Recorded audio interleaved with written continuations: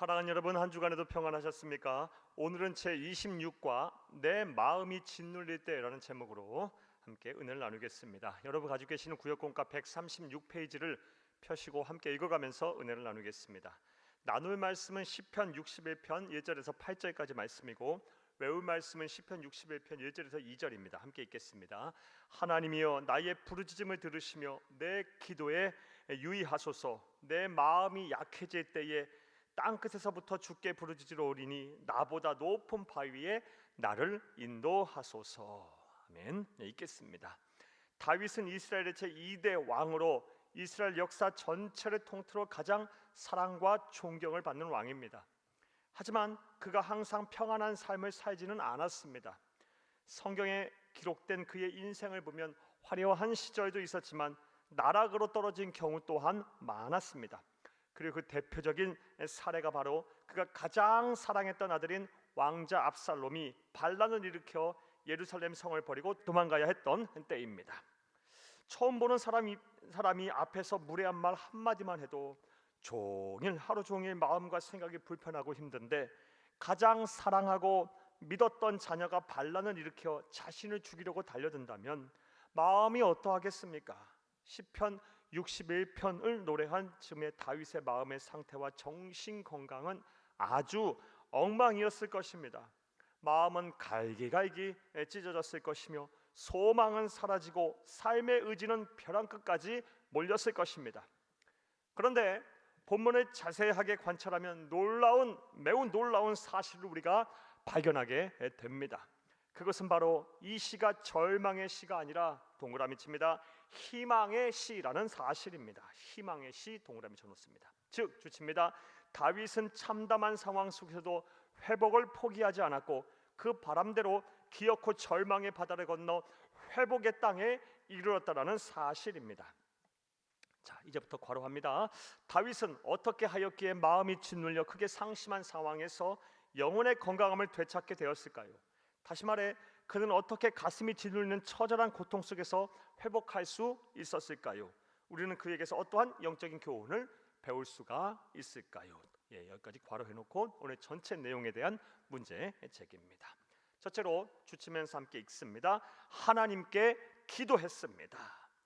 다윗은 어떻게 하였기에 마음이 짓눌려 크게 상심한 상황 속에서도 영혼의 건강함을 되찾을 수 있었을까요? 하나님께 기도하였기 때문에 그리할 수 있었습니다. 시편 61편 2절 상반절입니다. 내 마음이 약해질 때에 땅끝에서부터 주께 부르짖으오니. 본문에서 마음이 약해졌다고 번역된 구절은 마음이 짓눌렸다고 번역해야 조금 더 원래의 뜻에 가깝게 됩니다. 또한 주께 부르짖는다는 것은 주께 기도했다라는 뜻입니다.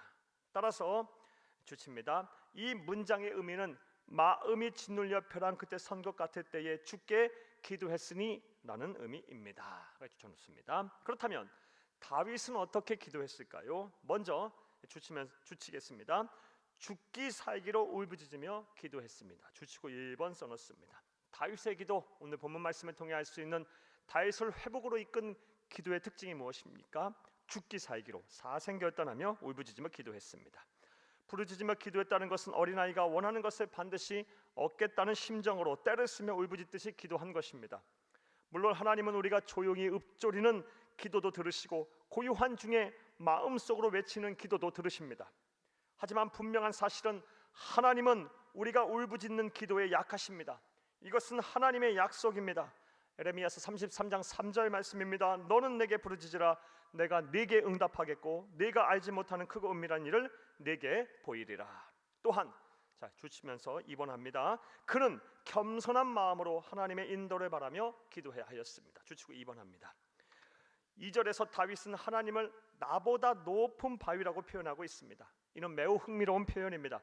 왜냐하면 다윗은 한 나라의 절대 권력을 가진 왕으로 가장 높은 위치에 있던 사람이기 때문입니다. 그러나 그러한 그도 하나님 앞에서는 한껏 머리를 숙이고 겸손하게 기도하였습니다. 그리고 이것이 바로 다윗이 가진 신앙의 위대함입니다. 다윗을 회복으로 이끈 두 번째 다윗의 기도의 특징은 겸손한 기도였습니다. 이제부터 괄호합니다. 다윗처럼 겸손한 마음으로 하나님께 기도하시기를 바랍니다. 그리하면 하나님이 여러분의 짓눌린 마음을 속히 고치실 것입니다. 나아가 참된 안식과 평안을 주실 것입니다. 다윗처럼 울부짖으며 기도하시고 겸손하게 기도하시기를 간절히 바랍니다. 자, 또 둘째로 다윗은 어떻게 하였기에 마음이 짓눌린 상황 속에서도 회복할 수 있었을까요? 둘째로 주시면서 함께 읽겠습니다. 하나님께 피했습니다. 주는 나의 피난처시요 원수를 피하는 견고한 망대이심이니이다. 내가 영원히 주의 장막에 머물며 내가 주의 날개 아래 피하리이다. 시편 61편 3절에서 4절 말씀입니다. 다윗은 하나님을 피난처 원수를 피하는 견고한 망대로 표현하며 4절에서는 영원히 주의 장막에 거하겠다고 말하고 있습니다. 사랑하는 여러분, 세상을 살다 보면 피난처가 절실히 필요할 때가 있습니다. 왜냐하면 인생의 문제를 언제나 도전적이고 공격적인 자세로 대할 수가 없기 때문입니다. 소낙비가 내릴 때는 일단 그 비를 피하는 것이 상책이듯이 인생의 풍랑이 몰아칠 때는 도망가서 피하는 것이 최선일 때가 있습니다. 그런데 문제는 우리가 어디로 피해야 하며 과연 피할 곳이 있는가입니다. 이런 참으로 중요한 문제인데요.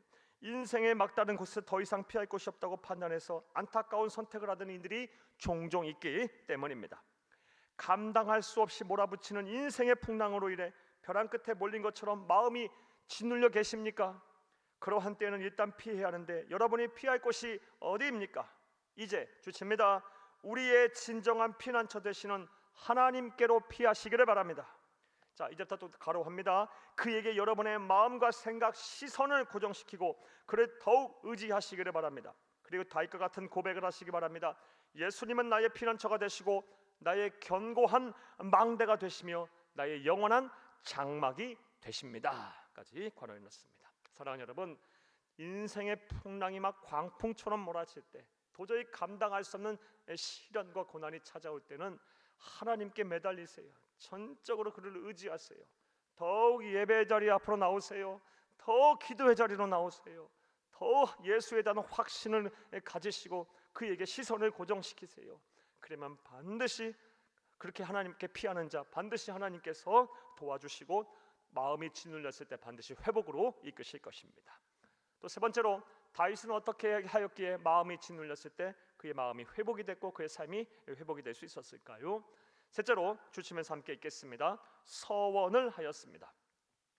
주 하나님이여 주께서 나의 서원을 들으시고 주의 이름을 경외하는 자가 얻을 기업을 내게 주셨나이다. 주께서 왕에게 장수하게 하사 그의 나이가 여러 대에 미치게 하시리이다.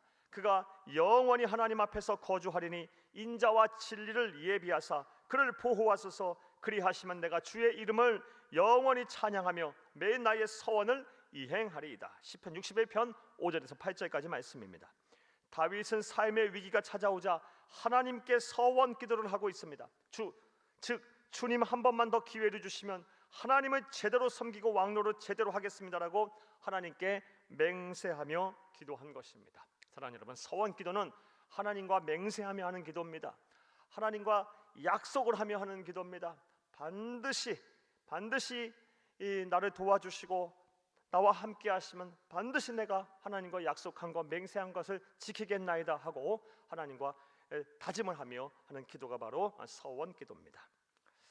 자, 사랑하는 여러분, 이제부터 주칩니다. 하나님 앞에 서원하였다는 것은 이제 내 문제를 해결할 분이 하나님밖에 없다는 절박한 심정이 담긴 것입니다. 서원 기도에 담긴 의미입니다. 그러므로 자, 이제부터 괄호합니다. 오늘 대지에 대한 또 다른 실천사항입니다. 인생의 나락에서 하나님의 은혜가 내 가슴 속에 사무친다면, 만약 주께서 나에게 제2의 기회를 주신다면 제대로 주의 자녀들께 살겠노라고 서원도 하시기를 바랍니다. 그런 후에 반드시 그렇게 사시기를 바랍니다. 사랑하는 여러분, 자, 이제부터 괄호합니다. 오늘 내용에 대한 전체 요약입니다. 살다 보면 벼랑 끝에 몰리는 것처럼 마음이 짓눌릴 때가 있습니다. 그러한 때는 먼저 나를 도와주실 분은 하나님밖에 없습니다라는 심정으로 그에게 울부짖으며 기도하시기를 바랍니다. 겸손하게 도와달라고 부르짖으시기를 바랍니다. 또한 하나님께 피하시기를 바랍니다. 하나님께 여러분의 마음을 쏟고 모든 근심과 걱정을 맡기고 자유하시기를 바랍니다. 나아가 하나님께 한 번의 기회를 더 달라고 간절히 서원하며 기도하시기를 바랍니다. 그리고 그것을 갚으면서 삶의 현장에서 하나님의 살아계심을 바라보시기를 바랍니다. 까지 괄호합니다. 오늘 내용에 대한 전체 요약입니다. 그리하면 시편 61편 5절의 말씀처럼 주 하나님이여 주께서 나의 서원을 들으시고 주의 이름을 경외하는 자가 얻을 기업을 내게 주셨나이다 라고 간증하게 될 것입니다. 할렐루야. 말씀과의 만남을 보겠습니다. 1번, 본문의 다윗과 같이 인생의 나락에 빠져 마음이 짓눌릴 때 우리가 피할 진정한 피난처는 어디인가요? 하나님이십니다. 전지전능하신 하나님, 모든 문제보다 더 크고 위대하신 하나님께 피하시기를 바랍니다. 하나님께 피한다는 것은 하나님께 시선을 고정하고 사람의 목소리를 듣지 않으며 하나님의 음성 듣게 노력하는 겁니다. 더욱 예배를 사모하며 더욱 기도에 힘쓰고 더욱 하나님 안에서 마음과 생각을 지키기 위해 노력하는 겁니다. 하나님께 피하시는 여러분 되기 바랍니다. 자, 2번 보겠습니다. 마음이 짓눌릴 때 서원 기도를 한다는 것은 어떠한 의미인가요? 지금 내 마음이 짓눌려 있다면 어떻게 서원 기도하면 좋을지 생각을 해봅시다. 서원 기도의 의미는 내 문제를 해결하실 분은 오직 하나님 한 분밖에 없습니다 라는 것이 서원 기도의 진정한 의미입니다. 사랑하는 여러분, 저와 여러분의 문제를 해결하실 분 우리 주 하나님이십니다. 그분에게 때로는 인생의 풍랑을 만났을 때 도저히 감당할 수 없는 그런 일들이 여러분에게 생겼을 때, 사랑하는 여러분, 때로는 서원하며 내 문제를 해결하실 분은 하나님밖에 없습니다라고 고백하며 서원하며 기도하시기를 바랍니다. 그리하면 하나님께서, 그리고 서원한 것은 반드시 갚으시기 바랍니다. 그리하면 하나님께서 반드시 여러분의 기도를 들으실 것입니다. 3번, 다윗과 같이 절망의 상황에도 희망을 노래할 수 있는 이유가 무엇인지를 생각해보고 함께 나누어 봅시다. 다윗과 같이 절망 속에서도 우리가 희망을 노래할 수 있는 이유는 우리가 하나님의 자녀이기 때문입니다. 구원받은 하나님의 백성이기 때문입니다. 하나님의 자녀, 하나님의 구원받은 백성들에게는 특권이 있습니다. 기도하면 하나님이 우리의 기도를 들으시고 반드시 우리를 도와주시고 우리를 구원해 주실 것입니다. 이 놀라운 특권이 우리에게 있습니다. 사랑하는 여러분, 지금 절망적인 상황 속에 계십니까? 기도하시기를 바라요. 하나님께 피하시기를 바라요. 반드시 기도하고 하나님께 피하면 하나님께서 여러분을 구원해 주실 것입니다.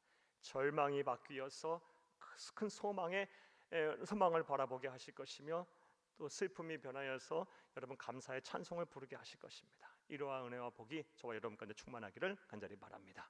감사합니다.